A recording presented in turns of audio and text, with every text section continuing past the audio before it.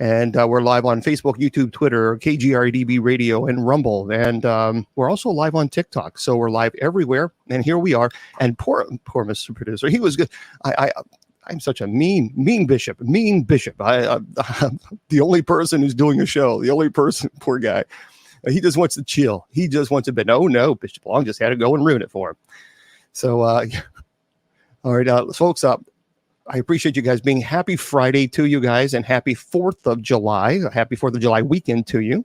I don't know if we're going to have some fireworks going off. Well, we might. I don't know. So there might be some bangs and booms, but I don't think so. Not before 9 o'clock. So I think we'll be all right.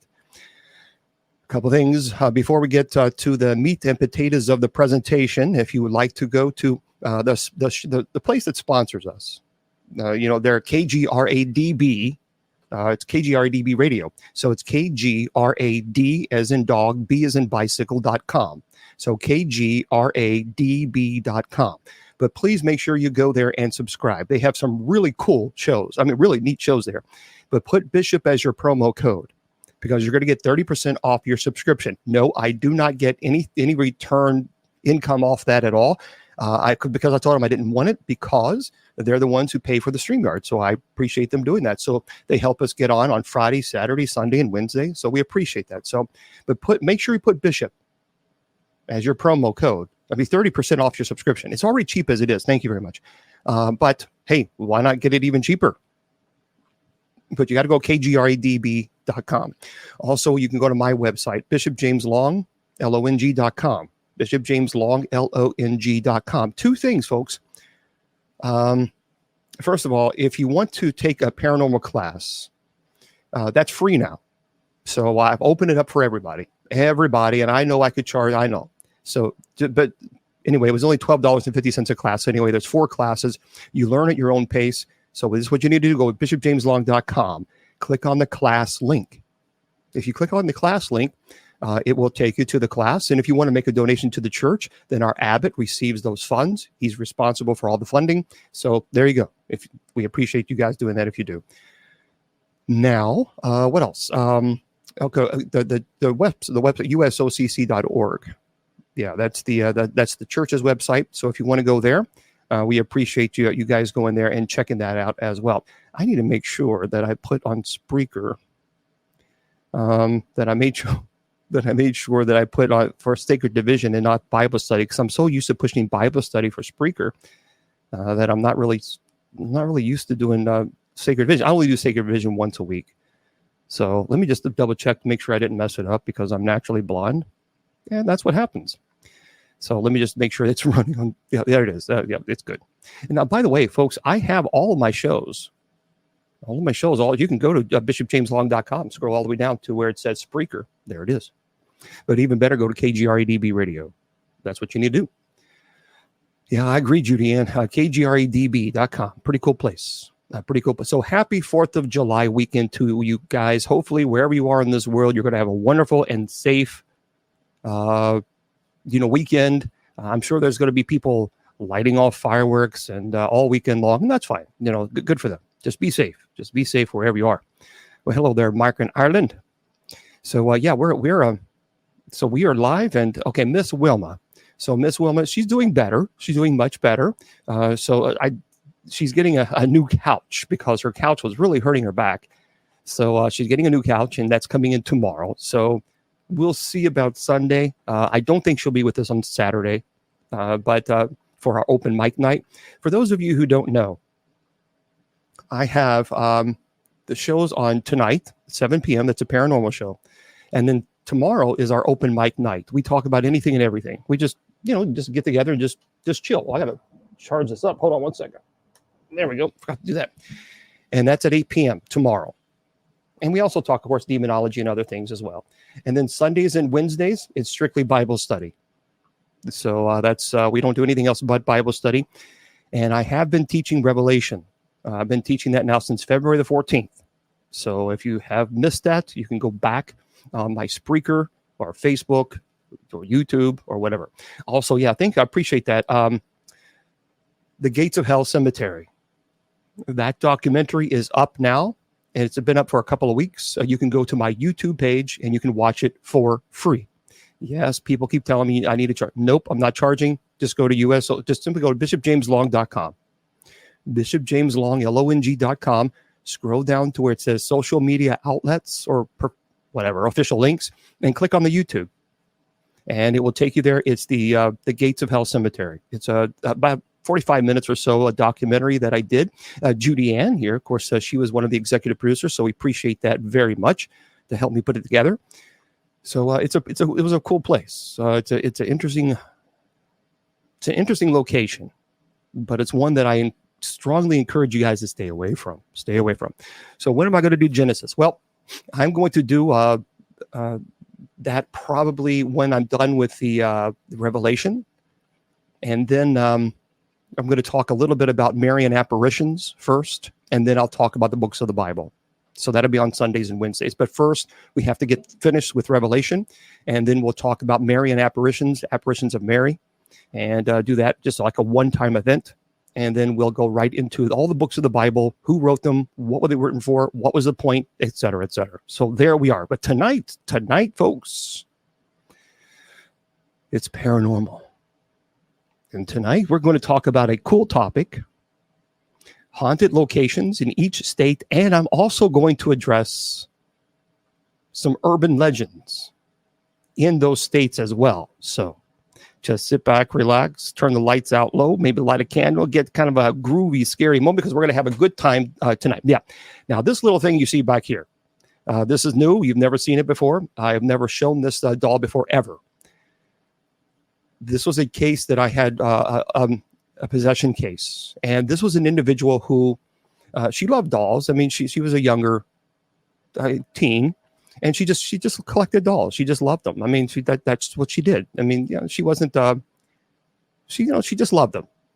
I'm not going to get into her age, but she was past the age of reason, and she loved having dolls everywhere. Her whole entire personality changed when she and her friends began to get into some deep, dark magic, some stuff. And conjuring certain demons and playing with Ouija boards and doing things that they shouldn't have done. And the family started noticing rotten like flesh in their home. And they were pretty scared about that. They didn't know what was going on. They originally thought that an animal had actually crawled underneath, maybe their house and had passed. But they had an exterminator come out, and he checked, and there was nothing. They could not find a source of this rotten smell. I mean, it was putrid. It was terrible. There was a couple of times they actually had to leave the house because it was so bad, and they had to open the windows, just air it out. And they had no idea that their daughter, she was a single child, that their daughter had been dabbling with some dark things with her friends. Her friends were very, very into the black magic, Satanism, invoking. They were very much into that. So the behavior of the girl just kind of changed. She was isolated. She didn't want to be around her family. She started cursing. She would have almost like a goth look, if you will. She had this kind of goth vibe, but and there's nothing wrong with goth, but her behavior became dark. It wasn't just an exterior, hey, I like goth. It was everything became dark about her. And she was really uncomfortable. The family was uncomfortable. She would burst out in rage, in fits of rage. And originally her parents thought that she had been taking maybe some type of illegal substance, because her whole entire behavior just totally changed from a loving child to cursing. But they had heard her once with her friends came over and they did a sleepover. And they had heard her and her friends doing some things, invoking demon names, and asking for power, asking for strength, asking for cursing this person or that person in school. And her parents came in and they said, this stops now. So they, obviously they took the kids home, her friends home, and it just blew up. I mean, just screaming, yelling, hollering, cursing. So they called me in. Bill is he's a producer behind the scenes. And so they called me in. I got involved. I investigated the case. But things started changing for her with the dolls. Now, by the way, I'm going to be going to the Arkansas Paranormal Expo this October. Now, I'm going to be several of these dolls. So this was a possession case. And what had happened is the dolls that she had, she loved them. I mean, that was just a thing. She collected them. She just loved dolls. But her whole entire the room changed, the oppression changed. The parents said got very dark. She would only light red or black candles. She didn't want any lights on in the room. It was just, everything was dark. Everything. It was just oppressive. And her parents just were really uncomfortable. So the dolls that she had and cherished, when she changed, her whole personality changed. This is what she did to the dolls. And this is nothing. This is nothing at all. I mean, everything with her, with the clothes, she would put them in dirt and get them dirty and grimy and then repaint the faces. But this right here, this is minor. This doesn't even compare to some of the things that it was just brutally, I think, gruesome. I mean, it was really, truly, it was dark. And her whole entire, so imagine you go into a girl's room with dolls, and they're all happy in beautiful dresses, and they're neatly placed, and it looks nice. It's a collection. And then you go into a room where it's dark. There are no lights except for the candles that she lights. And it's just a really heavy, oppressive, and those very same dolls that you used to thought were beautiful, she turned into these.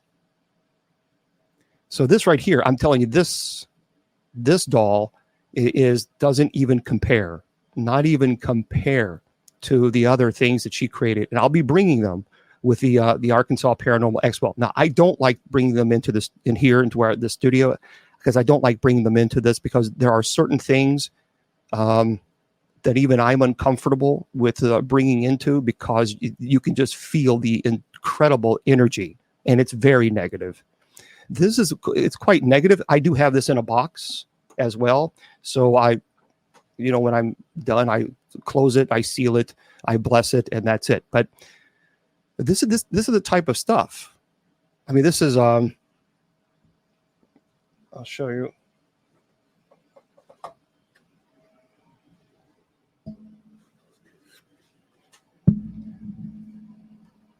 So now you can see it a little better with, and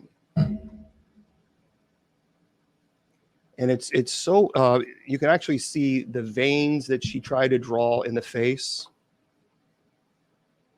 and everything. I mean, the whole thing just changed. And she had the box, the doll came in a box, and she painted it black. I mean, everything changed with this person.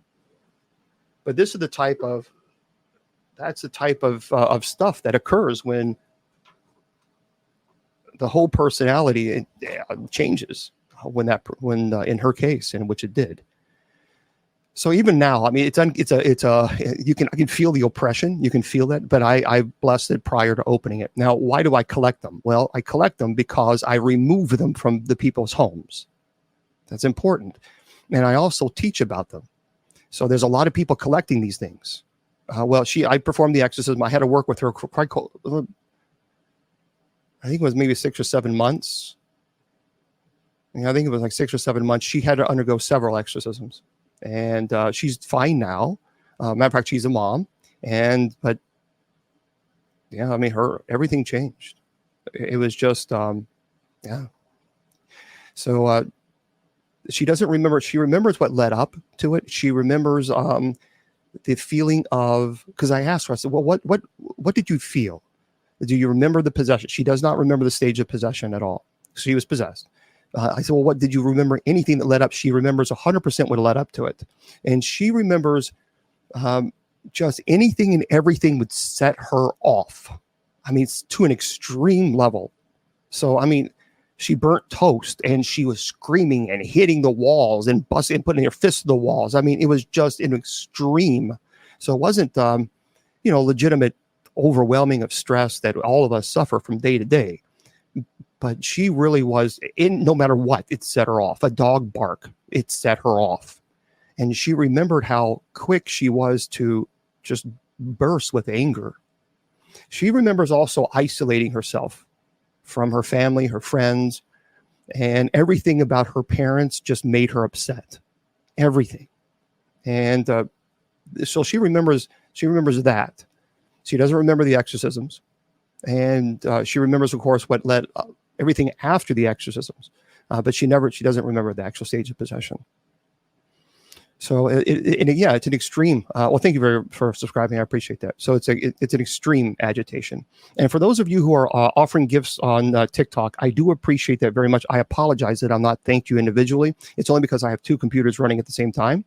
So what I'm going to do is I have had the gifts turned off on TikTok for a while now. So on Fridays and Saturdays, we will we'll allow gifts, and I appreciate you all for those. So thank you for that. And then, but on Sundays and Wednesdays we won't, because that's Bible study, and so we're just going to we won't do that. So again, I appreciate those of you who are subscribing, and thank you very much for the gifts there and for the gifts. So I appreciate that. Okay.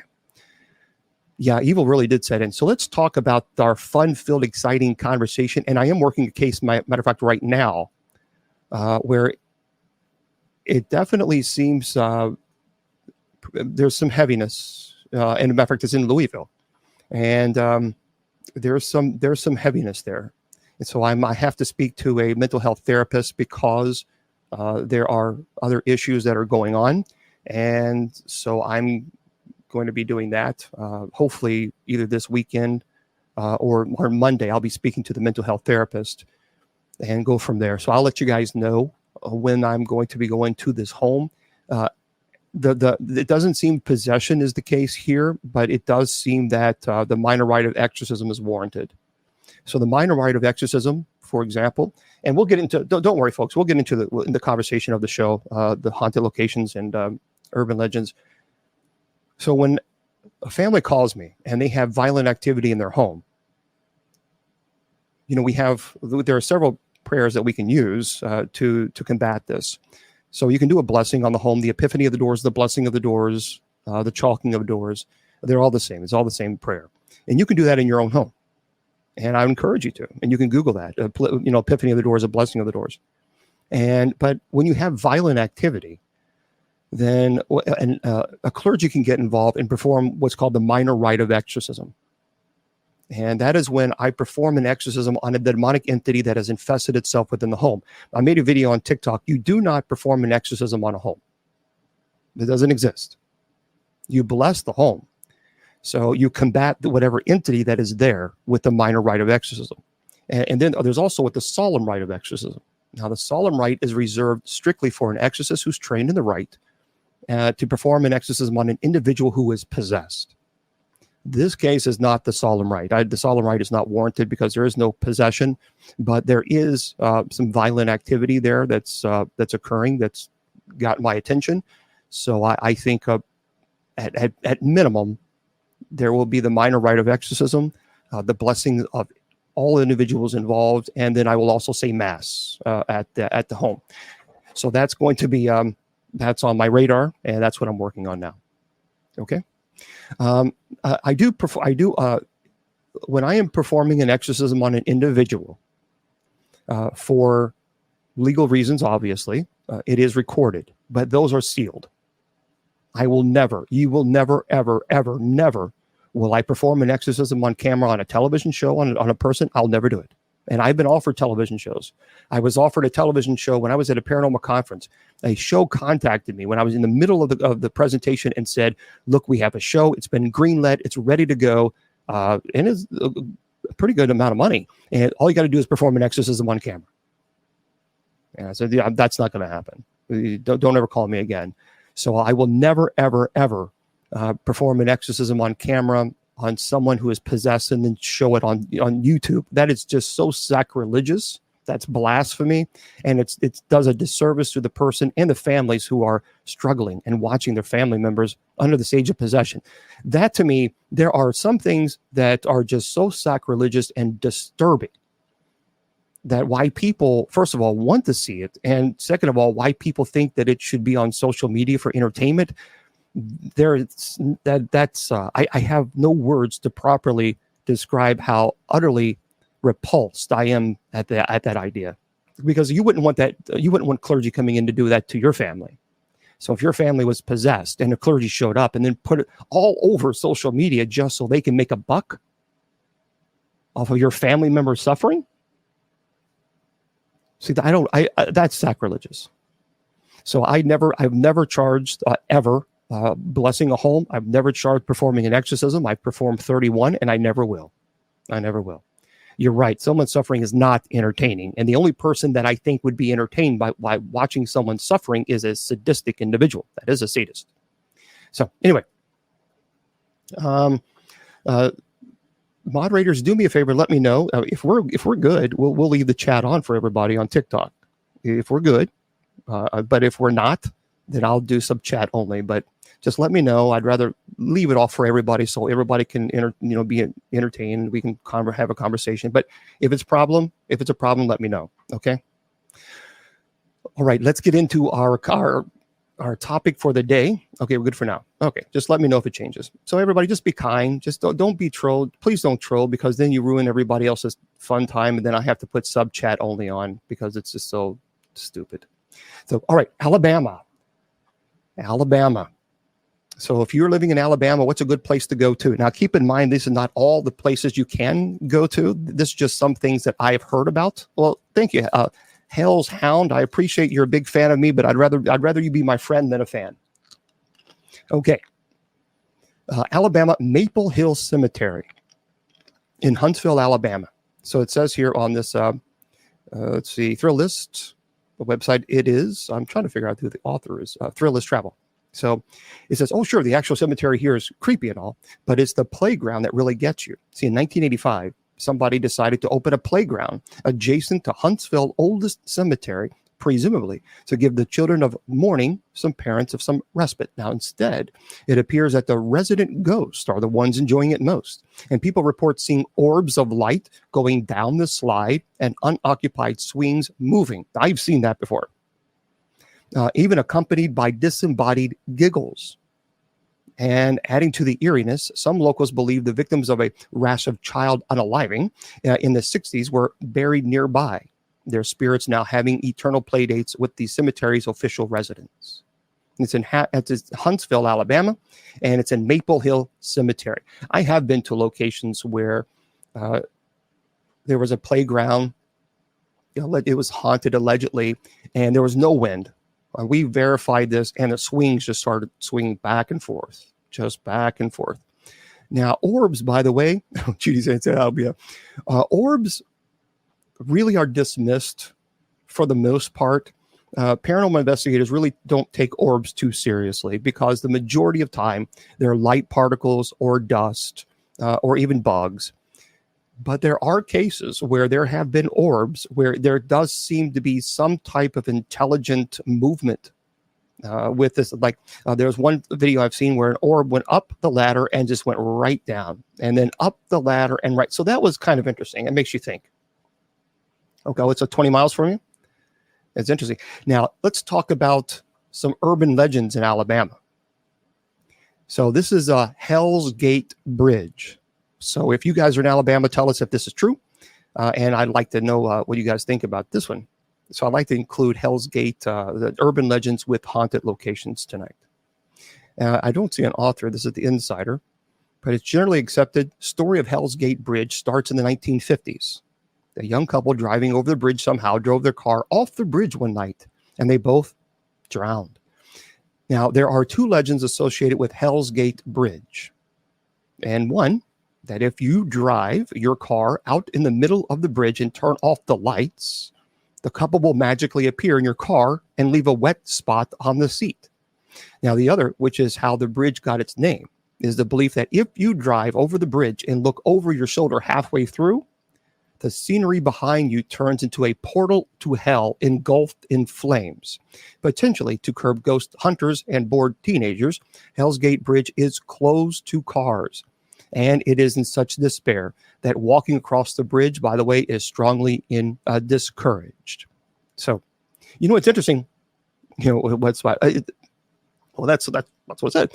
But there are cases where an individual had passed in the water, and there's this road that if you go down this road and you will see someone walking down the road, and they ask, can you drive me to this location? They get in the back seat and you drive and they disappear. But there have been cases where allegedly they look in the back seat and either the floor is wet or the seat itself is wet. So there's been a couple cases. Okay, in Alaska, which one day I'm going to go to Alaska. One day, it's going to happen. It's going to happen. The Alaskan Hotel in Juneau.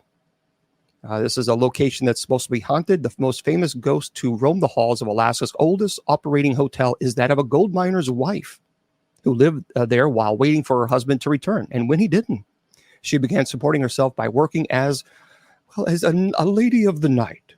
And until he did return, not exactly thrilled with her new career choice, he unalived her. And now guests and staff regularly report encounters with her ghost. Oh, scary stuff. Listen to this. And thank you again for the gifts, everybody. In Alaska, the urban legend, the Kushtaka of the Alaskan Triangle. You know, I'm telling you, there's a lot of people who've talked about the Alaskan Triangle. Now, I have, well, thank you. I appreciate it. Welcome. I have never been to Alaska. I'm definitely going to go one day. I'm going to make it happen. But the Alaskan Triangle would be a really interesting place to go to. But it's so huge. It is so huge. So this is an urban legend in Alaska. Everyone knows the story of the Bermuda Triangle, but you might not know so much about the Alaskan Triangle. On average, 5 out of every 1,000 people go missing in Alaska. I mean, there's a lot of other reasons why you think that could happen, certainly. Well, thank you very much, Rugged. I appreciate the universe. Thank you. Now, according to LA Times, so even if there's nothing supernatural going on, it's easy to get lost in the Alaskan wilderness. So the Tlingit tribe who live in Juneau have their own explanation for the high number of missing people.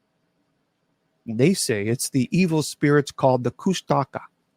The Kushtaka are shapeshifters, half man, half otter, who lure people to the water with fake cries in order to take their human spirits and unalive them. That's kind of crazy, isn't it? All right, let's talk about Arizona. Yeah, people, you know what? Nick, I'm going to have to watch The Fourth Kind. But people keep telling me watch it, and I watched a little bit of it, but I thought, well, this is kind of boring because it looked like a documentary to me.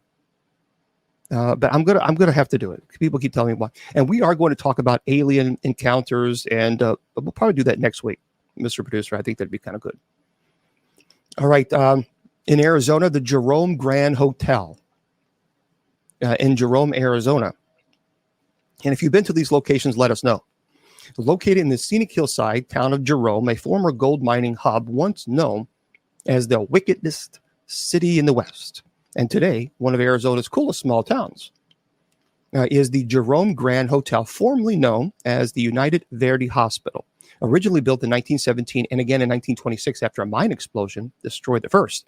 The Great Depression caused the hospital to take a serious downturn, and by 1950, it had been abandoned entirely. The hospital sat essentially dormant until it reopened as the Jerome Grand in 1996. Much of the building's original structure and facilities have been restored. Many of the spirits still linger. The specter of maintenance, a man found unalived in the basement in the 30s, human-shaped figures that roam the hall, children who run and laugh in the corridors, and even the spirit of a cat who scratches at guest door at night, begging to be let in. So you've been there? I've never been to the Georgia. There's so many places I've not been to. Now this is in Arizona. If you want to, what's an urban legend in Arizona? Well, the ghost of Slaughterhouse Canyon. So if you've been there, let us know. The story of Slaughterhouse Canyon, also called the less frightening Luana's Canyon, takes place, well, thank you, during the gold rush. And during the 1800s, there was a family who lived down in the canyon, and they were very poor. So the father would venture out into the canyon for food for his family. And as you might have guessed, one day, the father did not return. So his family slowly starved and descended into madness. The mother, unable to hear or to bear listening to her children's cries anymore, put on her wedding dress, unalived her kids, and then threw them into a nearby river. And the next day, she succumbed to starvation herself. The legend states that if you go down to Slaughterhouse Canyon at night, even now, you will hear the loud, anguished cries of the mother who lost her mind. That's creepy. So if you've been to the ghost of Slaughterhouse Canyon, let me know. That would be because I've never been there. So, and by the way, for those of you on Facebook, YouTube, Twitter, and KGRDB, if you're hearing me say thank you, it's because people are offering gifts to the ministry, and I appreciate that very much on TikTok. So thank you. All right, now let's go into Arkansas. So if you're in Arkansas, well, this is what they're saying: the Arlington Hotel. The Arlington Hotel. It's in Hot Springs, Arkansas. So this Grand Central Hotel is a paragon of the ornate luxury, so much so that you'd probably choose to stay a while if you were a ghost too. So history weighs on the place as well as on your mind. 4 presidents have stayed there, plus Babe Ruth, Al Capone. So outside, the old-timey lamp lights guide your walk through their downtown spring-fed spas that draw visitors to the resort town, echoing against stone buildings and set against the backdrop of steep, inky, scary forest. Even the burbling fountains sound ghostly and ominous. So the Arlington Hotel, let me know. So in Arkansas, let's talk about an urban legend. Well, the Boggy Creek Monster. Now, I know people who actually go and search for this creature. And I'm telling you right now, if you tried to tell them that this creature doesn't exist, they would look at you like you have 3 heads, because they are convinced that it does. So the Boggy Creek Monster is Arkansas's version of Sasquatch. He is commonly accepted to be around 7 or 8 feet tall, covered in hair, and legend says that he roams the creeks of rural Arkansas. He was first spotted, by the way, in 1834, when people reported seeing a wild man. People still claim to spot the Boggy Creek Monster even today, and he has been the subject of 5 feature-length films, including the 1972's The Legend of Boggy Creek. Oh, you've heard of those? Well, Lorraine says Arkansas. Of course, I've been to Arkansas, but I've never been to that. So there we go. If you're in Arkansas. All right, now let's go to California. So California, Turnbull Canyon. I think it's a Whittier, California. So California is packed with terrifying places. And that's true. There's a lot of places I'd love to go to in California. I mean, there's a lot of pretty crazy places there, from cult compounds to famous murder sites. And by the way, I said that I can't say, I'm not allowed to say that word. The cult sites, look at this. This is an original. Someone actually, I don't know why they purchased this. They purchased this from a collector, and they just didn't like it. They just felt very uncomfortable. So what I'm showing everybody on TikTok is this. This is actually Heaven's Gate away team. And this is why, if you've never seen if you don't know anything about Heaven's Gate, it's the people who thought that a comet was their way, an alien ship was behind it, and they were going to be beamed up, and they would have these patches and on their clothing, and they unalived themselves. And these were very intelligent people. But if you type in Heaven's Gate, this is one of the patches, original patches. But anyway. But none of these come with the promise of a brisk scenic hike. So Turnbull Canyon offers a 4-mile hike through the sprawling Puente Hills. Keep an eye out for sweeping city views. And the ghost of 29 people who perished there in a plane crash in the 50s. Oh, and the ghost of children who, according to some legends, were taken from a nearby orphanage. Now, and the ghost of the teen who found some old electroshock equipment from the canyon's burnt down asylum. And did some terrible things, which I can't say because I'll get banned on TikTok. So there's UFO sightings, rumors of multiple cults, and no wonder the natives call it Hatumna. It's a place of the devil. So that is in the Turnbull Canyon. Never been there. But an urban legend in California is the Charman. The Charman's original story is gruesome. A father and son were both caught in a house fire and horribly burnt in 1948. And after the fire, the son became so mentally unstable that he unalived his father. And when the police found the son, he was so unrecognizably burnt, they didn't realize that he was even alive. So he ran away before they were able to arrest him for what he did to his dad. And as the story goes, ever since then, the charman can be spotted wandering the woods, surrounding Ojai or occasionally approaching the tents of innocent campers or pretending to be a hitchhiker and then to attack them. So you have? You never. Okay, so you've never heard of Charman? Yeah, Charman. Charman. That's an urban legend there. Okay, now let's go into Colorado. This is a place that's really interesting. But what a lot of people don't know is that this was not the place that they actually used to film The Shining.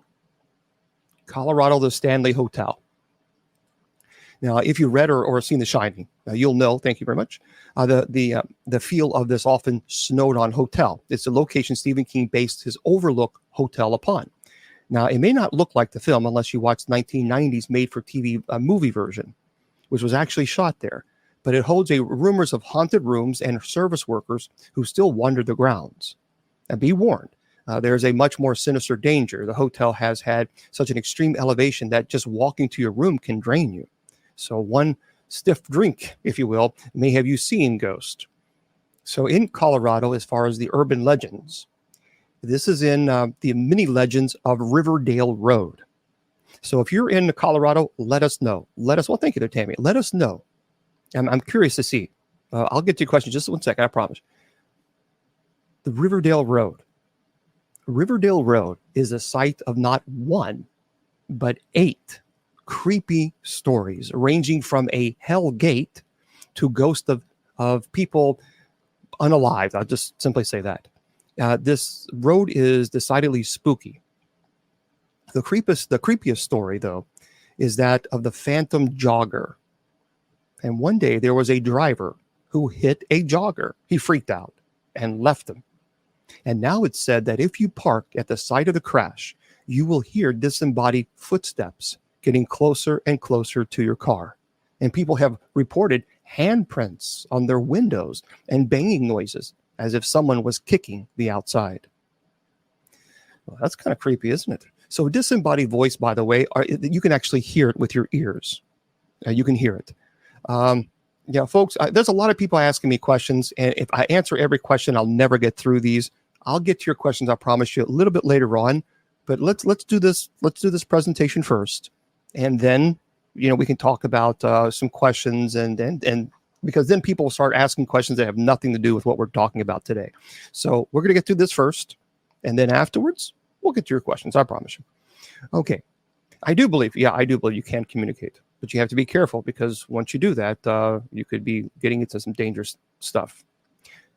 Okay, in Connecticut, 1754 house, Woodbury, Connecticut.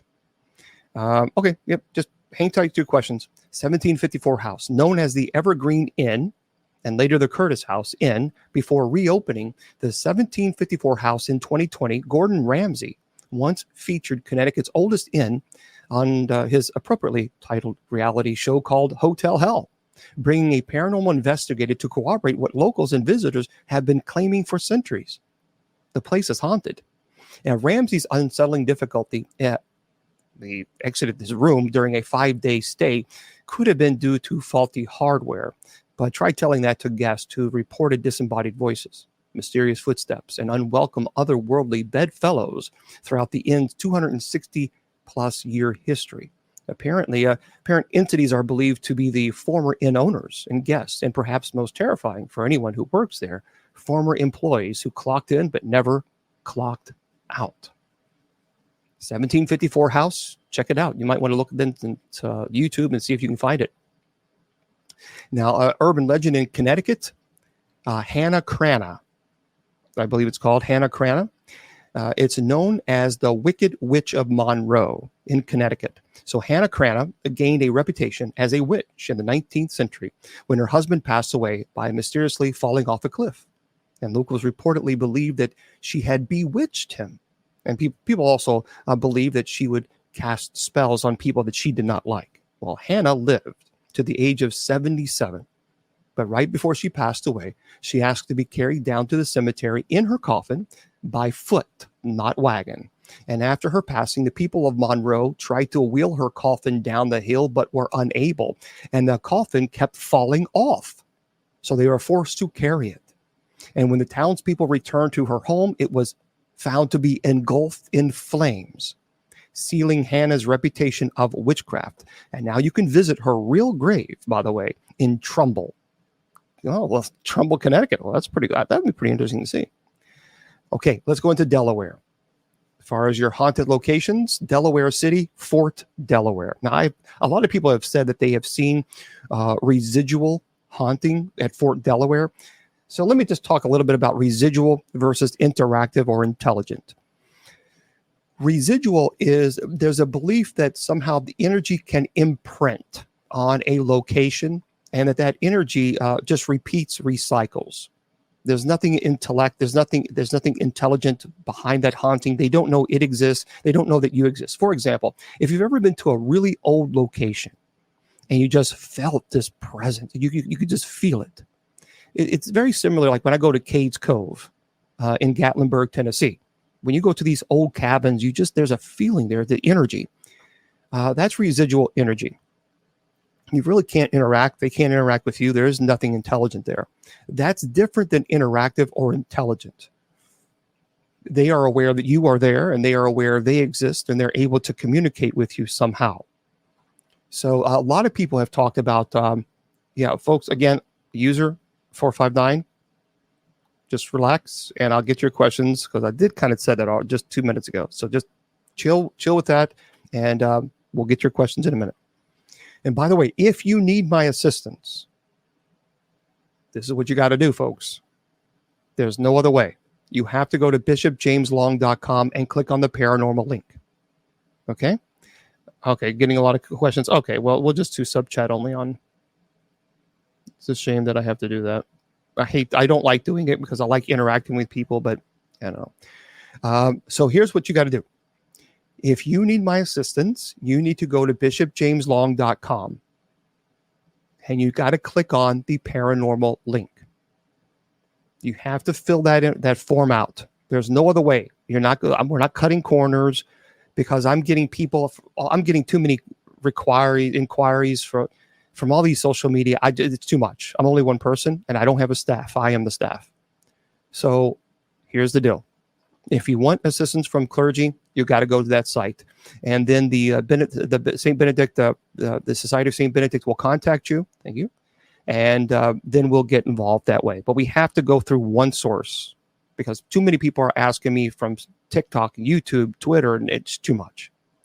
That's it. That's the way it's going to be. I will not entertain any more emails from people on Facebook or YouTube, because it's too much, folks. I have 14,000 emails.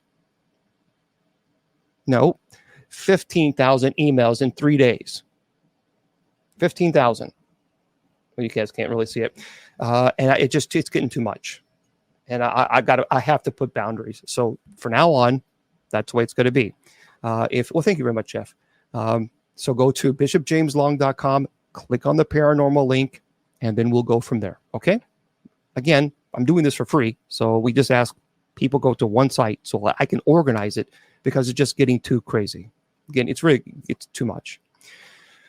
Okay, now, so Delaware, Fort Delaware, and by the way, sorry, but sub chat is on right now on TikTok, and I'll turn it on for everybody so everybody can chat around half an hour or so. Okay, Civil War prisons were particularly unpleasant places to be incarcerated back in the 1860s, obviously. With the rampant gangrene, amputations, and war-induced psychosis. The spirits of the Confederate soldiers interned at this former Union prison are said to haunt the imposing granite and brick behemoth, which sits on a short ferry ride from Delaware City. Now, during October weekends, you can take an immersive 5-hour tour of the fort, where you'll use ghost sensing equipment to search for paranormal activity. So, and of course, in Delaware, as far as urban legend, the ghost of Mr. Chew. the ghost of Mr. Chu. So while not particularly mean-spirited ghost, Samuel Chu's story is still disconcerting. Chu was the Chief Justice of the Delaware Supreme Court in 1741. And as the story goes, while he was alive, he didn't always get the respect he deserved, and people frequently made fun of his name by mimicking sneezes while he walked by. And after his passing, people reported seeing his ghost sitting under a popular tree, wandering the courthouse, and generally creeping out the residents of Dover. Chu would also pull on men's coattails and give women a cold, icy feeling. So there we go. That is an urban legend in Delaware. All right, let's go to Florida. There's a lot of places in Florida that I could mention, but in this website, it says Fort East Martello Museum. Fort East Martello Museum. Key West Fort East Martello Museum is home to the OG macabre Florida man, Robert the Haunted Doll. The inspiration of Annabelle, Robert was a gift given to the late artist Robert Eugene Otto. As a boy, Otto would blame the doll for all sorts of mischief. But the whole thing morphed from a cute little Calvin and Hobbes riff into something far more sinister. Some say the raggedy, withered little sailor doll is cursed. And he's reported to change facial expressions from time to time. Some say he'll let out even little giggles. Oh, and some say he'll cause endless pain and suffering to people who disrespect him by taking his photo without asking permission. So if you, that Fort East Martello Museum. And as far as the urban legend, yeah, what's with the dolls? Yeah. The gravity-defying Spook Hill. Spook Hill. So here it is. And I've seen this before. Actually, I've seen this on, I think, Discovery. The phenomenon that happens at Spook Hill is real. Cars that are parked in neutral will appear to roll uphill. So this urban legend says that the hill is either the site of a Native American burial ground or an epic battle of a Native American chief against a crocodile. But the truth is, it's actually just an illusion created by the hill's surroundings. While cars appear to be rolling uphill, they are still just rolling downhill. So if you want to Google that, it's the gravity-defying Spook Hill. That's the name of it. All right, let's go to Georgia. Good old Georgia. Oakland Cemetery in Atlanta. This is a haunted location built in 1850s. Atlanta's Oakland Cemetery, the city's oldest, largest cemetery, and among the most haunted places in Georgia, is home to Maynard Jackson, Bobby Jones, Margaret Mitchell, among others. The cemetery includes a Confederate branch where visitors insist they've seen uniformed soldiers wandering the grounds and even on trees, and creep in as far as you dare, but be warned. Some have allegedly say that they have heard Confederate Army roll call among the tombstones and swore that their names was called amidst the list. That would be pretty. That would be kind of creepy. Listening, hearing those. Can you imagine being there and you actually hear it with a disembodied voice? What? Okay, now in Georgia, the ghost town of Lake Lanier. Here's an urban legend. At the bottom of Lake Lanier, almost fully intact towns, ferries, a racetrack, and even multiple cemeteries. Okay, now this is crazy. This is in the ghost town of Lake Lanier. So at the bottom of this lake, fully intact towns, ferries, a racetrack, and multiple cemeteries. The Georgia government, in its determination to create Lake Lanier, brought up entire towns in order to clear the space for the lake after they received congressional approval in 1946. However, they just decided to let the water cover up the towns rather than demolish them. So now Lake Lanier has a decidedly eerie feel about it. There have been an unusual number of freak accidents and even deaths on the lake. And in 2011, there were 17 people who passed alone, just 17 people just in 2011 on the lake. And many of the people who had drowned have been recovered, and people have reported feeling arms and legs in the water, but have not been able to find them right after, leading to people to believe that the spirits still roam the lake. Now, that's kind of creepy. Yeah, Lake Lanier. Check that out in Georgia. So who wants to go swimming in Lake Lanier? All right, Hawaii, the Big Island. Hawaii is home of the fiery luau, where island dancers welcome you with the pounding drums and native chants and blazing torches, all of which are awesome when those dancers are actually alive. Not so much when they're ghosts of ancient warriors marching through the islands armed to the teeth. But those are the night marchers and legendary spirits who roam the islands in an eternal march to battle. Most longtime locals have stories about encountering them, mostly in specific spots spread throughout the island. The creepiest is the Waipio Valley of the northern shore of Hawaii. Though the park has some of the most iconic, beautiful lookouts in the state, the pounding beats and chants of the night marchers echo especially loudly through the valley when the night marchers decide to join you for a hike. Now, I've had friends who have gone to this, and they have said this. Okay, you know what? Hold on, everybody. There's a troll that just has to have attention, because obviously they didn't get enough attention, as a little baby. So let me just get rid of this whacker. Yeah, what's wrong? What? We do. And Mr. Producer, I don't know how to. I wish there was a way to remove people like that, but I have to actually stop and go on my Facebook to remove this fraud, this troll. Isn't that shame? I know. Okay, so let me just let me report. Actually, let me go into bear with me, everybody. No, they can't.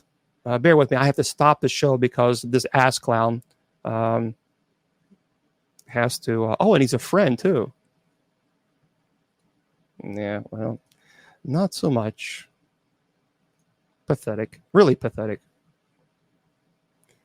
Okay. There we go. Some bishop. Hey, I tell you what, go do us a favor. Maybe when you get older enough and you can actually act like a human being instead of a troll who actually has nothing to do on a Friday night but to harass people. And now you are blocked. Bye-bye. Pathetic. Sorry, I had to block this clown. Yeah, I know. It's a shame you have to do that. It really is. But so hold on, everybody. Let me go to this one, because on Facebook you can't block them like on this chat.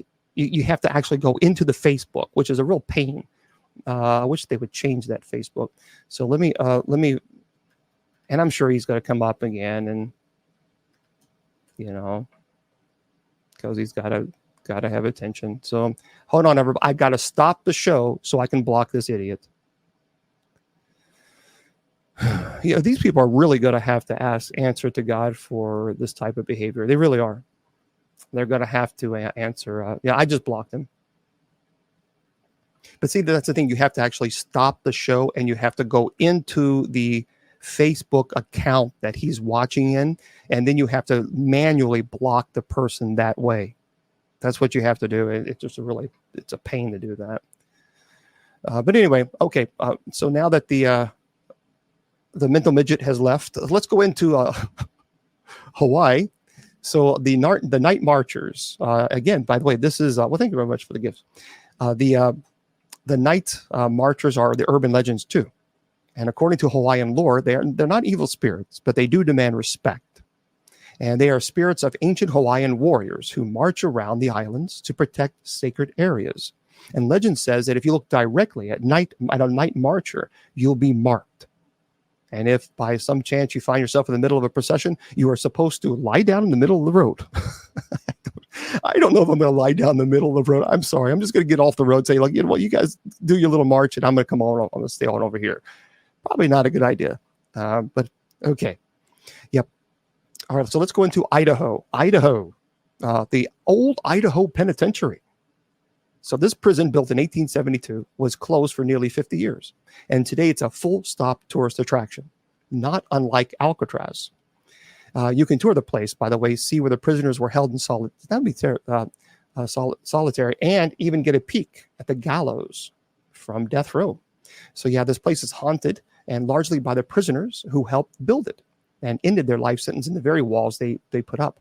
Now, visitors report voices feeling of heaviness, seeing apparitions, and both with their eyes and in photos. And with respect to the world's largest potato, you can't get that kind of experience with any other Idaho tourist attraction. So there we go. I've never been there either. Oh, yeah. Yep. Yeah, we talked about that earlier today. And the urban legend on Idaho, the water babies of Massacre Rock. Water babies are Native American legend that are found in a couple of different places in America, but most famously at Pocatello at the Massacre Rock State Park. The Shoshone tribe was first recorded in 1805 and were roaming the Great Plains as early as the 1500s, so it's not clear when exactly this legend originated. But the story goes that the Shoshone experienced an extreme famine. Oh, thank you very much. And mothers were forced to unalive their babies in the river that rather than watch them starve. And today, some people claim that if you sit quietly at the river by Massacre Rocks, you will hear the sound of babies crying. It's the water babies of Massacre Rock in Idaho. Isn't that crazy? Illinois. So Illinois, the old Joliet prison. That's a haunted location. You know that feeling you get when you find out that the previous renter of an apartment was kind of a creep? Well, this Gothic castle-like prison complex was once the involuntary home of notorious serial killer John Wayne Gacy and Richard Speck. So there were riots and slayings and executions and other maladies there that made the place pretty crazy. And when it closed and sat abandoned for nearly 2 decades, it's now reopened for tours, paranormal or otherwise, and sometimes hosts events like movie screenings. Blues Brothers was filmed there, by the way. Even without the hauntings, the place would be a top-tier creepy. Throw in the potential, obviously John Wayne Gacy, and there we go. And, of course, in Illinois, the urban legend there is Homie the Clown. Homie the Clown. That's an urban legend. Throughout the suburbs of the Chicago in the 1990s, there was a rumor going around elementary schools. There was a creepy man dressed as Homie, that's the name, Homie the Clown, driving around in a white van, trying to lure kids into it with candy and money. And in some variations, he was a kidnapper, and in others, he was a terrible things. But in all variations, Homie left a mark on young Chicago kids in the 1990s. I remember this. I remember going when I was in the seminary, because I was in the seminary in Chicago. I got to do a puzzle here. Hold on one second. Let me do a puzzle. There we go. Because I went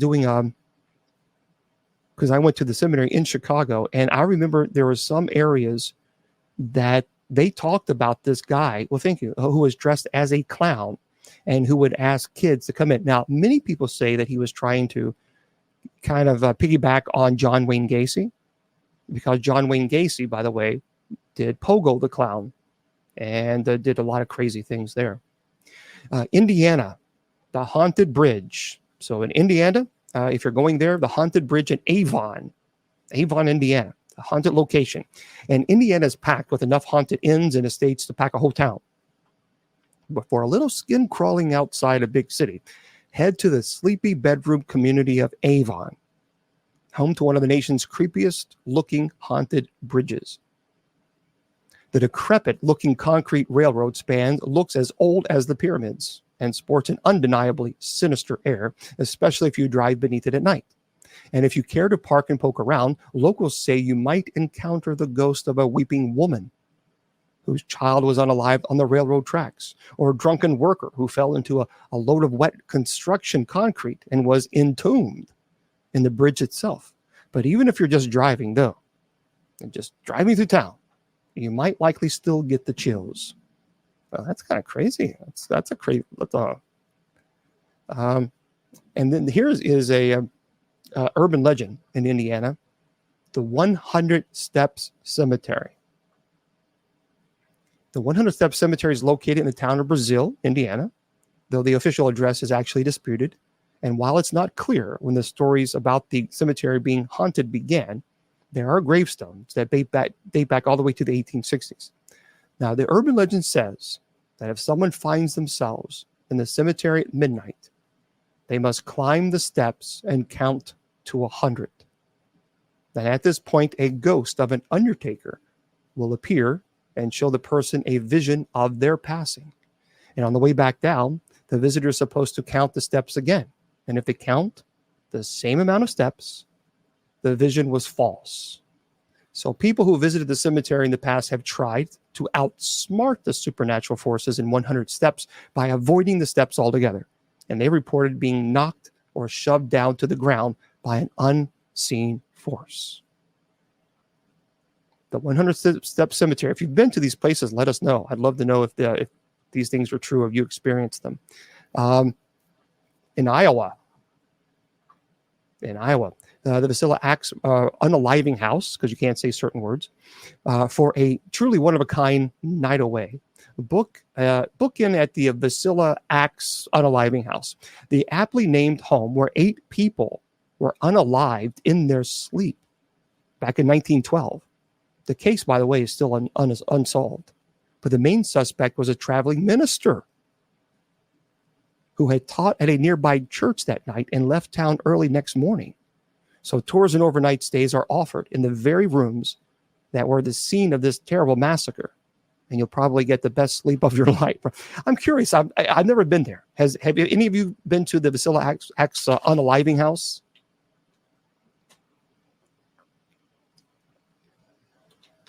I've never been there. Now, the Infield Demon House, they've asked me to. They're in Connecticut. And they've asked me to come up there. I'd love to do that, but maybe eventually one day. And the urban legend in Iowa, the Black Angel. The Black Angel. It stands over 8 feet tall in Oakland Cemetery in Iowa City, and she is black due to oxidation, and most likely because of her dark appearance. Multiple legends have cropped up around her.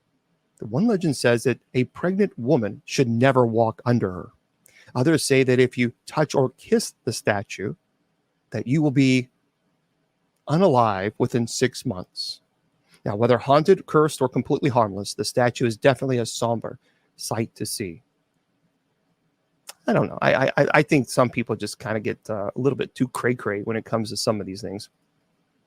I mean, it's an angel that just has faded. Okay, Kansas, the Stoll Cemetery. Also in Kansas, I would say a place that's very haunted would be the Sally House. The Sally House is no joke. The Sally House is a dangerous, dangerous location. Matter of fact, there was a team of mine. They went to the Sally House, and they went investigating. And one of the guys that was there, his whole entire life changed, because when he went, we have a picture of the Sally House. When you clearly see there's a demon, there's no ifs, ands, or buts. You absolutely see this thing. But they were doing an investigation, and he was in a room, and he screamed. I mean, just let out this horrible scream. They came running in. And his crucifix, the necklace, had actually embedded into his skin. It was a 3rd-degree burn. It embedded into the skin. And you can see it. Even to this day, you can see the scars. Because when he lifted it up, I mean, it was like someone had put a flame torch on the back of it, and it was terrible. Sally House is not a place to go. It's just not a safe place. It's not at all. But in Kansas, the Stoll Cemetery. Okay, locals know this tiny cemetery in an unincorporated Kansas township as a portal to hell that the devil comes through twice a year. As outlandish as you think it sounds, the ruins of a nearby church and the bizarre architecture will have you half believing the rumors. No satanic sightings have been confirmed, and anyone caught trespassing in the private cemetery, by the way, $1,000 fine. But that only makes it more appealing, a dare for the jumpy teens and courageous people to make the trip. So if you're going to go there, you need to get permission. In the urban legend, the Devil's Chair. So the legend of the Devil's Chair goes like this. An old farmer in Alma refused to sell his land to the city in order to build a new cemetery. And someone got a little too tired of waiting for him to sell. So he was pushed into his own well.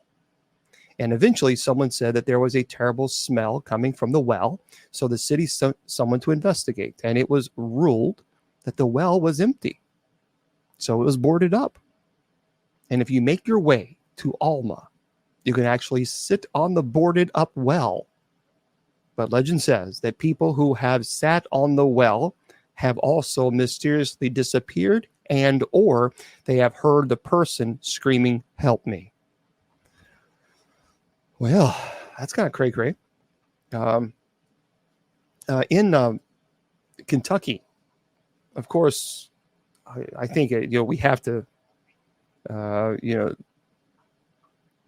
no question. I think in Louisville we have to mention the Waverly Hills Sanatorium. I mean, it's a massive, massive place. It's huge. But Sauerkraut Cave, yeah, and in Kentucky, Gates of Hell too. But in Kentucky, sure, it got its name. So Sauerkraut Cave, it got its name because it once was used at the age of sauerkraut, but there's something far more sinister fermenting here. Sauerkraut Cave earned its legend because it's located beneath the Lakeland Asylum for the Insane, an institution marred by accusations of overcrowding and mistreatment of patients. The cave beneath the now raised asylum is believed to have been an occasional escape route for inmates. But there are also rumors of bodies being buried there. I have been to this location. Strange visions and ghostly voices have been reported by many who have explored it. Find it behind the archery range at EP Tom Sawyer Park. Guided tours are offered, but you can use your own judgment. Now, I've been there before. We didn't go in the very back of the cave, but it did kind of sound like there was a whispering going on. So that's what we have found. And of course, the Gates of Hell Cemetery. Now, look, the Gates of Hell Cemetery, I did a documentary on that. It's on my YouTube channel. Folks, really, honestly, leave the Gates of Hell Cemetery alone. I'm telling you, leave it alone. Going there during the day is it's one thing, but going there during at night, I give you my word. If you're going to there at night, you're going to get something, and I encourage you to just leave it alone. That is one place. That is one place that I don't want to go at night. And quite honestly, I don't. Because at that location, there are so many things that occur there, and even things that I can't define. So I think that's what drives me crazy about that location, because there were experiences that I had. I talked about in the documentary. I don't know what these creatures were. So I just strongly encourage you that if you do your research and you find, let's all check it out. Going there during the day is one thing, but it really is like Silent Hill. If you know what I'm talking about, Silent Hill. Silent Hill is during the day it's one place, but at night it is a different location. That's when it comes alive. Yeah, it's an interesting place there, Garrett. It's an interesting place. Maybe we'll have to consider that. Okay, so a location, an urban legend, by the way, the Goat Man. The Goat Man of Pope Lick. There's no clear consensus on how the Goat Man came to be. Some say he was a circus performer. Others say he was a farmer who tortured his goats and in return was transformed into a hideous goat monster. However, everyone does agree on his appearance. Dark fur, pale skin, goat legs, and horns. So the monster is said to hide under the bridge of Pope Lick Creek in Louisville to lure people onto the train tracks, only to see them hit by the trains. Sadly, this urban legend has had some dangerous consequences. In 2016, an Ohio woman fell to her passing from the bridge while looking for the Goat Man. Folks, I have seen this location. It is eerie. Do not go on this bridge. It's just not a good place. You can easily lose your footing. It's just really a place that you have to, and it's an active bridge. You got to be careful about that. So I would encourage you, just leave it alone. Leave it alone.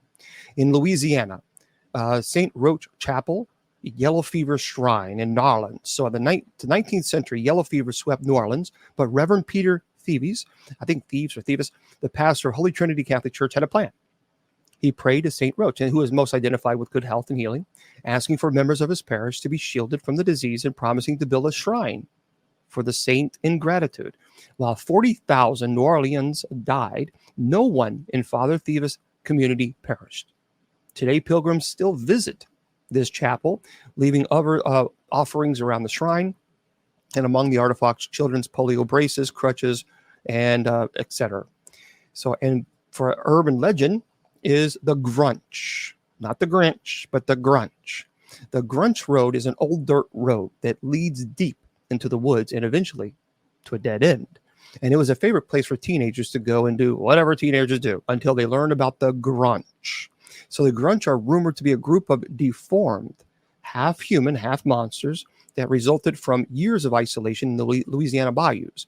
And the present day, it is said that if you find yourself on Grunch Road, don't go out of your car if you see a goat who looks injured.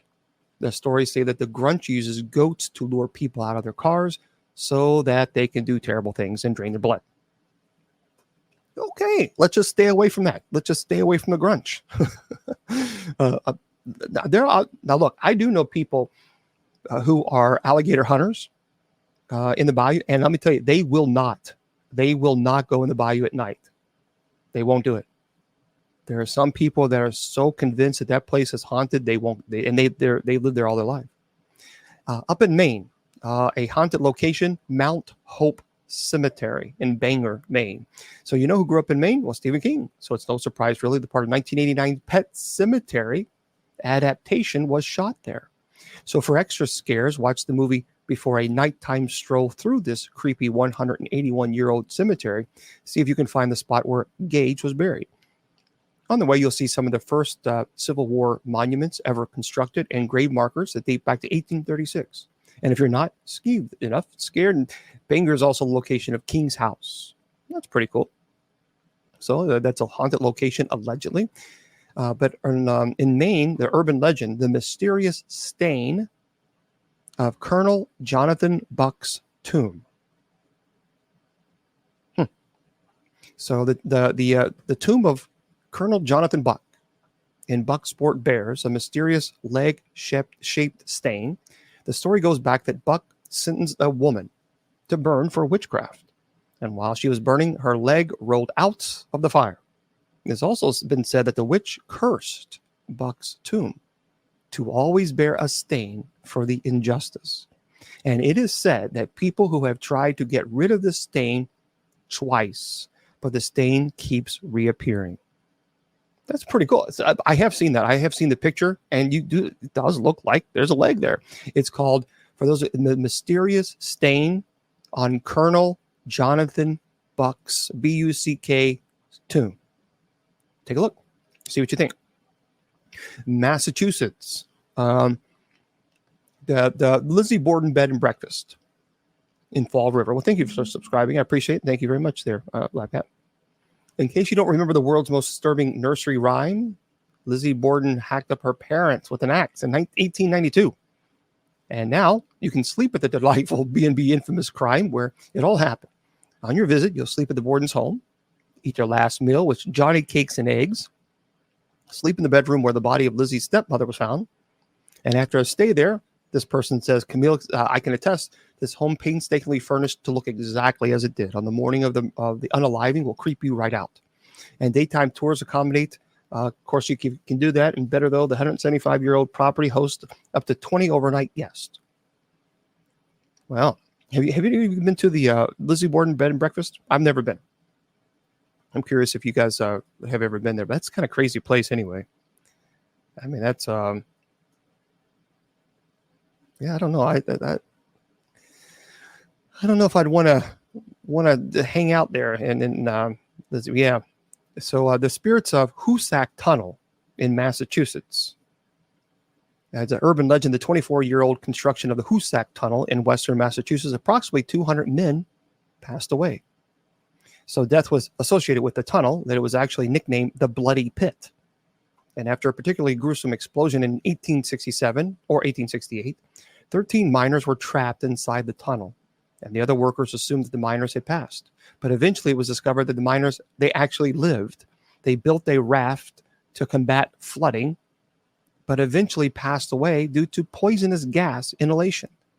And it said that these 13 miners haunt the tunnel for years, moaning and briefly appearing as ghosts. So the spirits of Hoosac, H-O-O-S-A-C. Okay, in Michigan, Haunted location, the South Manitou Island, Leland, 60 miles offshore from Lake Michigan's Lalanu Peninsula. South Manitou is home to a 300-foot sand dunes, deserted shoreline, empty campgrounds, and with respect to the abandoned buildings of Detroit and Flint, it's about as creepy as you can get in Michigan. Now, one legend suggests that a ship of cholera-stricken passengers stopped at the island. Sailors buried them in a mass grave while they were still alive. And if that doesn't stir you to set sail to the island, there were two cemeteries, a cedar forest where unbodied voices are often heard, and off the coast there's a shipwreck of the SS Francisco Morazan, where a young boy is rumored to have passed away after an attempt at exploring it on his own. So, thank you for subscribing. So for those of you who have ever been there, I've never been there either. An urban legend on Michigan, the little girl on Knock Knock Road. Well, that sounds like a fun time. The legend of Knock Knock Road says that there was a little girl who was unalived on Knock Knock Road in the Detroit area. And now she appears to drivers at their car window knocking, trying to find the person who unalived her. Well, okay. Let's go. Let's go to Knock Knock Road. In Minnesota, the Wabasha Street Caves. St. Paul, our favorite Minnesota haunt. Fort Paul's restaurant recently closed. Luckily, Minnesota is home to as many haunts as its lakes. And one of the creepiest and most accessible is Wabasha Street Caves. This is one of the liveliest places, this person says on the list. An underground speakeasy from the 30s that still hosts weddings and parties so good that the original folks never seem to have left. And that apparently includes the ghosts of 3 gangsters who, in the caves, bootlegging days, skipped out of their check by getting unalived and buried in the floors. And to this day, people report seeing uninvited, very dapper guests roaming the halls, along with a ghost of a bartender and a madam. Well, that's the Wabasha Street Caves. And that's kind of crazy, isn't it? What's going on in Minnesota? And in Minnesota, the Kingston Rune Stone is your urban legend. In 1898, a Swedish-American farmer found a gigantic slab of rock on his farm that had symbols that appeared to be Norse. And since then, no one has figured out where it came from. And while most historians have debunked the rock, now known as the Kensington Rune, as a hoax due to dating and inconsistencies with the Norse languages at the time, the myth still has persisted. But if it wasn't the Vikings, who did leave this mysterious rock? And what does it say? We simply don't know. Mississippi, University of Mississippi Medical Center. Well, that's interesting. The Gothic state, this legend, the devil roaming Delta Crossroads, ghost haunting in mansions in Natchez, but a very real site of horror resides here in Jackson. Back in 2014, construction workers began a parking lot, came across a mass grave of about 7,000 former Mississippi State Lunatic Asylum residents. Well, thank you. From the turn of the 20th century. The asylum closed more than 80 years ago, but it wasn't uncommon in those days to enter deceased patients together on unmarked graves. And estimating that the cost for outside contractors to remove and rebury the remains would cost an extra $21 million.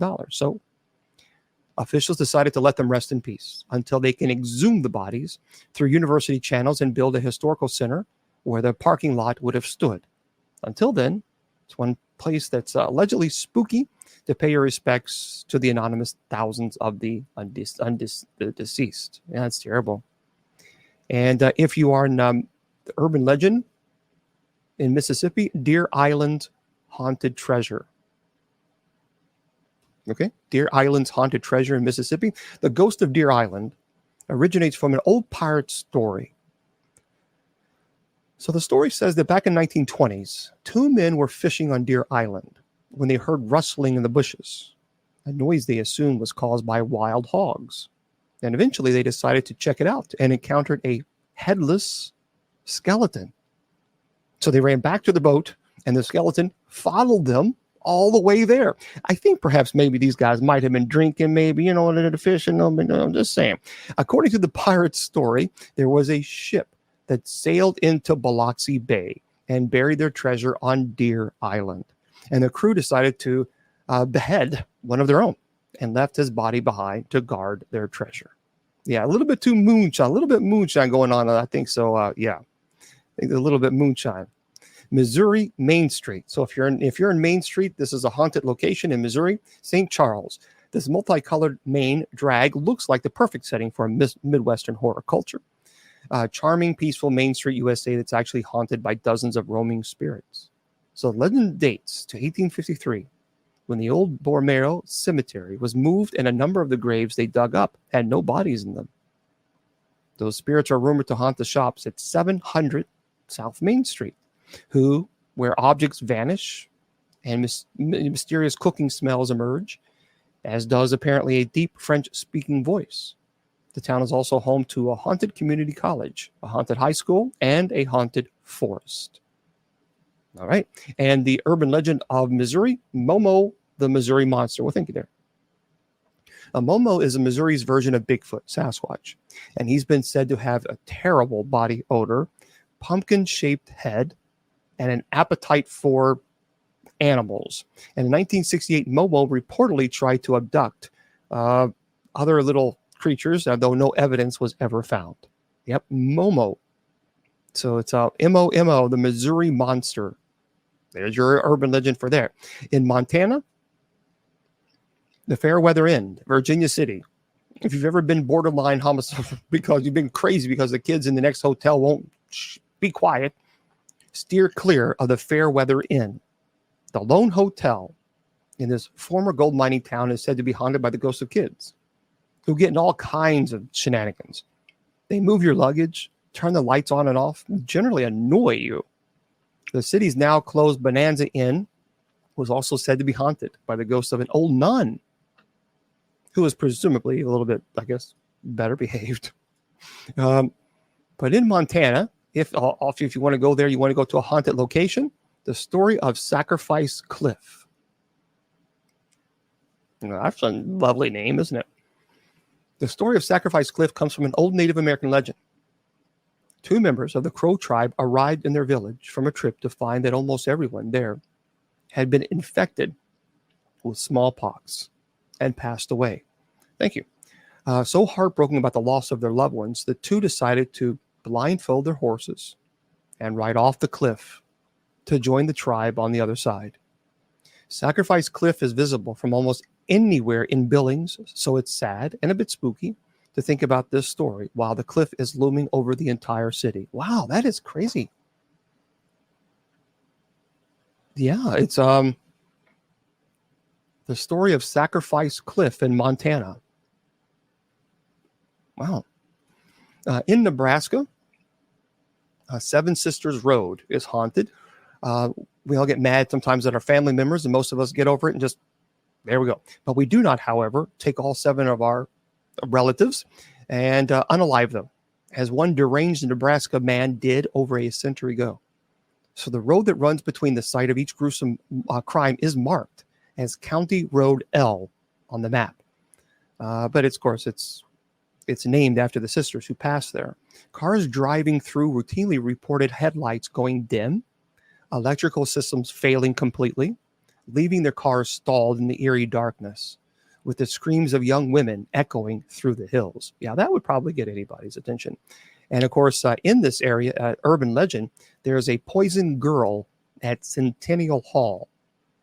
So when Insider chose to make the most haunted place in their state here on this site, Centennial Hall was a no-brainer. People claim that there are multiple ghosts roaming the halls, but the creepiest story of Centennial Hall originates in the 1940s, when it used to be a high school.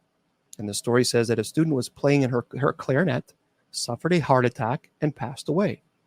And because her reed was poisoned. So now people claim to feel cold spots, hear disembodied music, and to have witnessed an empty rocking chair start to rock. Then the poison girl at Centennial Hall in Nebraska. Nevada, obviously Nevada is the Clown Motel. I have seen this on television. Have you ever seen this? The Clown Motel. It's on Tonopah. I think that's how you say it, Tonopah. It's a long destination for people who can't say no to a dare. This old school motel is home to a collection of 2,000 clown figures, some seriously ghostly vibes. And that'll happen when you park a decades-old motel next to a dilapidated cemetery in a small town. And here's a bonus. When Anand bought the hotel a couple of years ago, he did some renovations to make the rooms more comfortable. So at least you'll be wetting a very comfortable bed. And he also embraced the scariness by converting some rooms into horror themes in case Clown Motel in the middle of the desert wasn't creepy enough for you. So Clown Motel. And then, of course, look, Nevada. Nevada, we have to say the truth of Area 51. Thank you very much, Peggy. It's not really an urban legend, it's more of a myth, but we all know about Area 51. Okay, in New Hampshire, Mount Washington Hotel in Bretton Woods. The tale of Carolyn Stickney sounds like the worst of Disney princess story ever. So she married the hotel's founder, who passed away right before construction was completed. She then remarried into European royalty, but alas, she too passed away after. She never checked out of Mount Washington, though. She appears in people's photos as a hazy apparition, floats around the hallways, and is a regular fixture in room 314. And apparently her favorite place to dwell, the notion of a 5-star accommodation, the 4-poster bed she slept in remains in the room where you can still hear her voice in New Hampshire. And also in New Hampshire, the Witch of Hampton Goody Cole. Eunice Goody Cole was the only woman in New Hampshire territory to be tried for witchcraft multiple times. Her first charge was in 1656, when she was charged again in 1671. And when she passed, her body was recovered. The townspeople were rumored to have staked her through the heart to prevent her from haunting their town again. People continue to blame Goody Cole for the misfortunes of Hampton citizens for the past 300 years. For example, a boat full of Hampton residents overturned, and everyone on board drowned, even though they were in swimming distance of a shore. And people, of course, blame Goody Cole for the crash and for cursing the passengers by having them forget how to swim. Well, that's pretty interesting. In New Jersey, well, we all know about the Devil's Tree. If you don't know, here it is where it is. 181 Mountain Road, Basking Ridge. Out of context, the tree's silhouette alone is enough to inspire nightmares. A warped, half-dead oak looming in the middle of a lonely field with dozens of axe marks lining its trunk. But then there's the gruesome history. It was a place where some really bad people would go there that were racist. And rumored gateway to the depths of hell, the Devil's Tree is infamous among locals, has evolved into a chilling tourist attraction. Legend has it, anyone who harms the tree will suffer swift and violent retribution. So that's a problem. New Jersey, the Jersey Devil. Urban legend, the story of the Jersey Devil has been around since 1700s. The legend states that a woman named Mother Leeds became pregnant with a 13th child and said, "Let this one be the devil." And once a child was born, it grew hooves, wings, horns, and tail. Now the monster has been spotted periodically throughout history in the Pine Barrens region of New Jersey. The state has embraced the legend so much that they named their hockey team after it. New Mexico. We're getting there. New Mexico, Dawson Cemetery. Ghost towns are a dime a dozen, but Dawson's is different. Once a boom town with a wealth of coal, things took a turn in 1913 when an explosion killed 250 or so mine workers. So you can still hear them allegedly today. And then in the urban legend is La Mala Hora. So La Mala Hora, which translates the evil hour, is an entity that you don't want to run into on a dark road. Legend says that at first, it appears as a ball of black energy, constantly moving and changing in size and shape. And if you look at it, it will drive you insane and unalive you. And at other times, it appears as a scary-looking woman. It's said that if you see her at a crossroads, you or someone in your family will say goodnight. In New York, Cropsey. That's the urban legend. The United States Military Academy in New York is allegedly haunted. I don't necessarily agree with that, but there it is. But Cropsey. The story of Cropsey has many iterations, but it generally tells the story of a man who stalked a sleepaway camp, psychiatric facility, children's hospital, had a hook for a hand, and unalived people who were wandering alone at night. And every single person who went to camp in upstate New York had heard about Cropsey. So things took a more sinister turn when a documentary of course, posted about it. Cropsey was actually real. For those of you who don't know, his name was Andre Rand. That's kind of creepy. North Carolina, the Asheville, the Bitmore Estate's supposed to be beautiful. I've seen Asheville. I've seen it before. I never went into it, but allegedly it's supposed to be haunted. We're going to kind of move a little fast here to kind of get through these. But North Carolina, the beast of Bladenboro. In 1950s, multiple dogs were found unalived and drained of their blood in the North Carolina town of Bladenboro. People believe that there was a vampire beast in the woods, and they tried to hunt the animal. And today, the town of Bladenboro has embraced its history, and residents actually hold a beast fest every year. While some people are convinced the beast was probably a particularly large bobcat, it's never been confirmed exactly what was stalking the town. In North Dakota, Fort Abraham Lincoln State Park is allegedly supposed to be haunted. But as far as urban legend, White Lady Lane. The story of White Lady Lane is a tragic one. The legend states that a young woman became pregnant out of wedlock, and her religious parents forced her to marry the father. Well, the baby ended up passing after the wedding, and the girl, so upset about her baby and forced marriage, she unalived herself from a bridge in her wedding dress, and locals still claim to see her ghost on the bridge. In Ohio, the Ohio State Reformatory. Never been, but I've heard it's a pretty amazing place. It's housed over 200,000 inmates, and a lot of people here, a lot of crazy things there. But in Ohio, the urban legend is the werewolf of Defiance. So during the summer of 1972, the people of Defiance claimed that they were being terrorized by a werewolf. So the sightings always happen at night, generally by the track trains. And a couple of women said that it would try to get into their houses by rattling the doorknobs. And the animal was said to be huge, hairy, and dressed in rags. After the summer ended, the beast disappeared, never to be heard from again. They still don't know what happened to this. In Oklahoma, the Skirvin Hotel, you can hear babies crying, slamming doors, people talking. And the urban legend in Oklahoma is the mysterious Shaman's Portal. The mysterious occurrence in Beaver Dunes Park have been attributed to the fact that it was built upon ancient Native American burial grounds, which is why it's called the Shaman's Portal. It's also known, by the way, as the Oklahoma Bermuda Triangle. And mysterious things have happened in the park, starting with Spanish conquistadors who went missing while searching for gold in the 1500s. And since then, paranormal activity seekers flocked to the dunes. In Oregon, the Edgefield Hotel. So if you're at that's supposedly in Troutdale, is supposed to be haunted. And Oregon, the Bandage Man of Cannon Beach.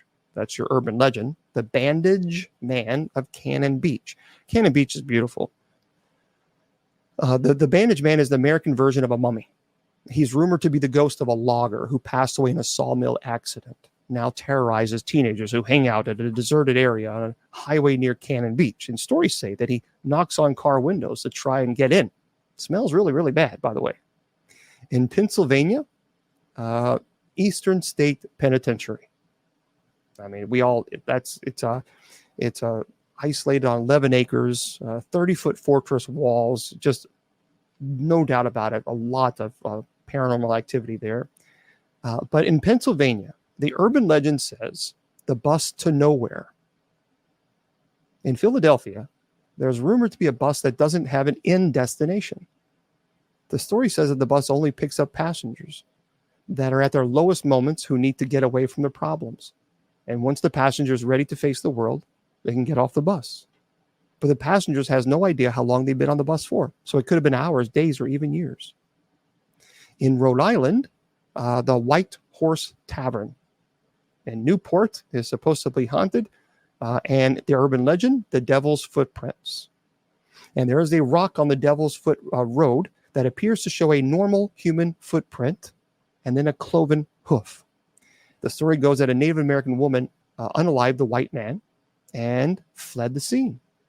And while running, she was stopped by another man, and she cried out for the devil to save her.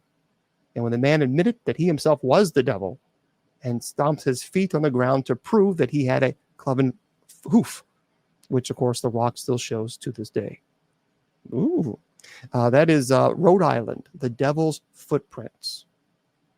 In South Carolina, the Baynard Plantation Ruins is supposed to be very haunted there, so you might want to check that out. The Baynard Plantation Ruins. The urban legend is the death of Julia Ligari.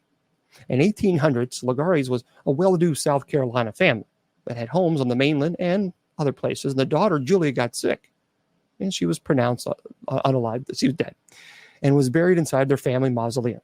So years later, another member of the Ligari family passed, and when their tomb was opened up, the remains of Julia were found outside of her coffin.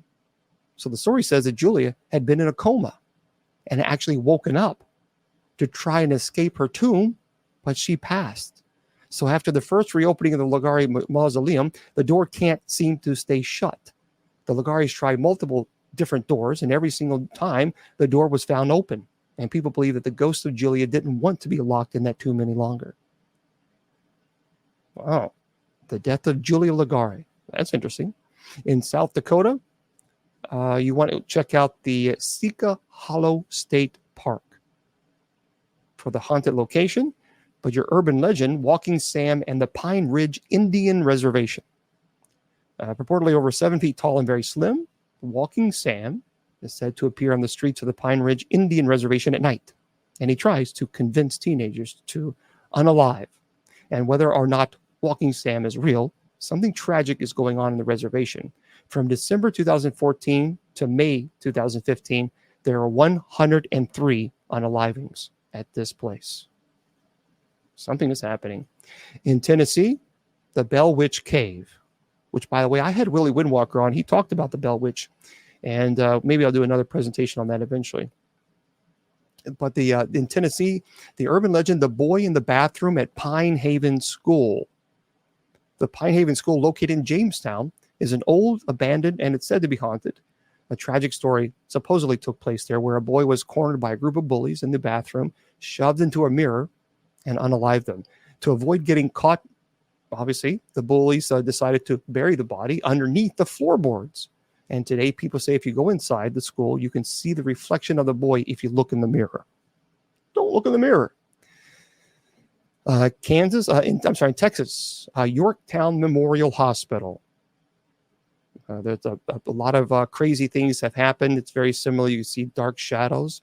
But the Candy Lady in Texas. In the 1900s, in the early 1900s, children in an unnamed rural town in Texas started going missing. And the residents blamed it on the Candy Lady. The story says that she would go around leaving candy on children's windows, and eventually she'd lure the kids out with notes attached, promising more candy. And the story picked up steam when a farmer allegedly found rotten teeth on his farm, and later found the body of a little boy with pockets stuffed of candy. While little is known about the origin of the story, some have speculated that the Candy Lady was real and that her name was Clara Crane. Wow. In Utah, if you go to Utah, the Moon Lake is supposed to be very haunted. A ghost appears at all hours to campers, hikers, and fishermen. And in Utah, the curse of the Escalante petrified forest. And while it's illegal to take anything from the Escalante Petrified Forest State Park, there is a legend that says anyone who takes pieces of petrified wood from the park will be cursed with bad luck, sickness, and accidents. And park manager Kendall Farnsworth stated in 2014 that he gets a dozen of packages every year containing a piece of wood from the park and an apology letter detailing the sinner's misfortune and saying, please put it back. In Vermont, the haunted location is Lake Bomoseen State Park. And the urban legend is, in Vermont, the Frozen People. So first appearing in a diary that was published in the late 1800s, the legend of the hibernating old people recounts the tale of poor family outside of Montpelier who couldn't afford to feed and clothe the oldest members of their family. So they froze the people and buried them. And according to the tale, when spring rolled around, the elders thawed out and were just fine. It's called the Frozen People. That's an urban legend. In Virginia, Bacon's Castle. It was built in 1665. Lots of crazy things happening there. Bacon's Castle, but the urban legend is the Bunny Man. The Bunny Man's legend starts with what every good urban legend starts with, an insane asylum.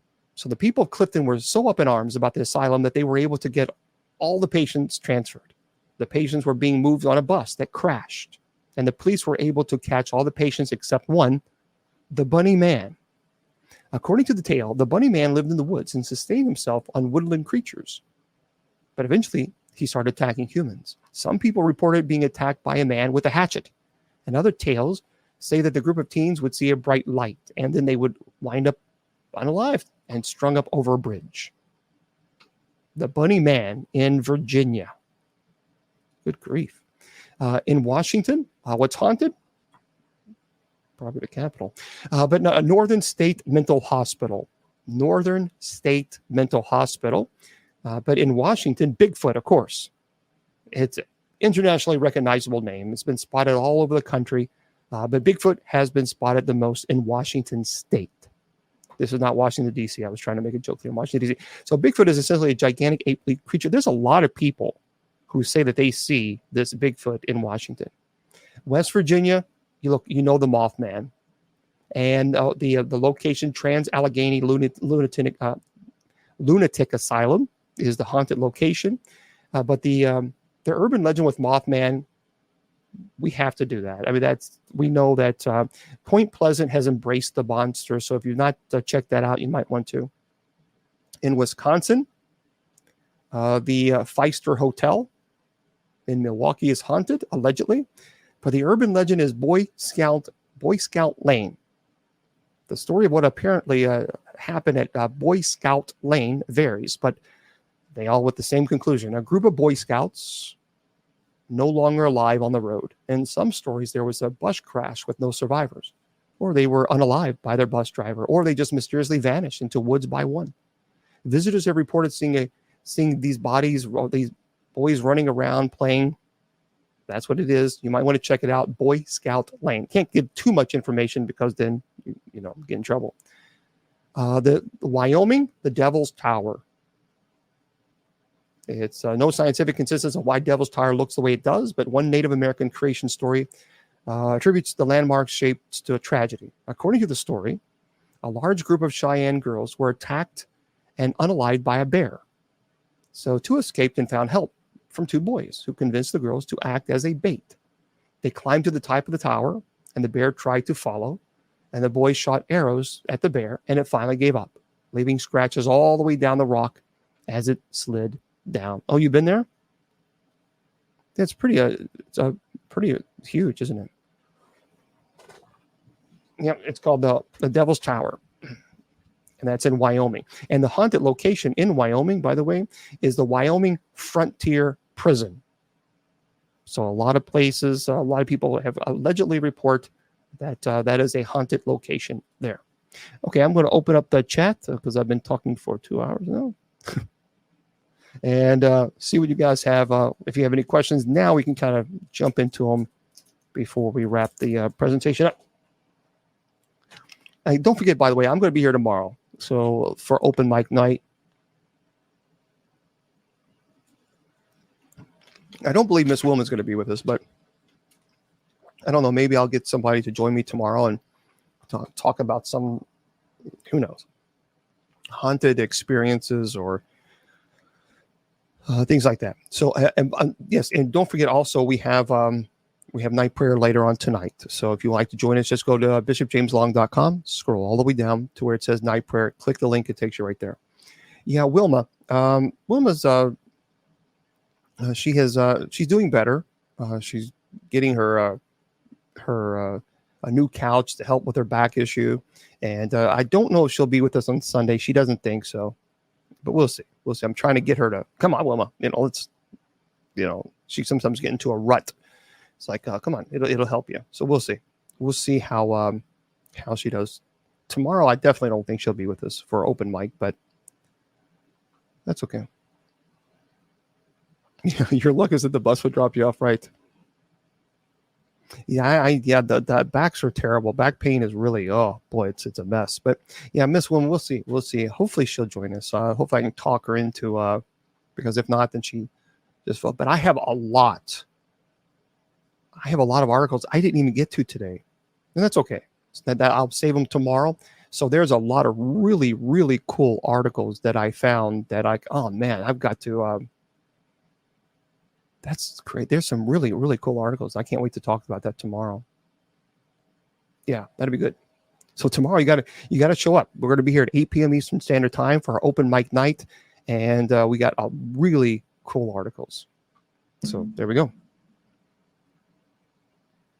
Yeah, someone was asking me earlier about the movies or shows that I like, and I did that not too long ago. A couple of weeks ago, we went over some shows some movies that I like. I don't really watch a whole lot of exorcism movies because, quite honestly, I find that most of them are just junk, and it just it frustrates me because it's like, oh come on, give me a break, because some of them are just so over the top. Oh, very, very cool, Jimmy. In Florida, there's a lot of places. My goodness, there are so many locations in Florida. So many, but this article says it is Fort East Martello Museum. Fort East Martello Museum. So you might want to check that out. I've never been there, but there's so many places. Same thing in California. I mean, you could do a whole show just on haunted locations in California alone. I did. Larry's asking, have I watched the season 4 of The Chosen? I did. I got to be honest with you, though. I was really disappointed with. I don't want to give it away, but I was disappointed with how they dealt with Thomas and his fiance, because there's nothing that's biblically inaccurate, completely inaccurate. So I found that to be problematic. And I don't think they should not have gone that route. They just should not have gone that route. So I would disagree completely because I've been a big fan of The Chosen. And then when I watched that, I thought, man, you guys messed up there big time.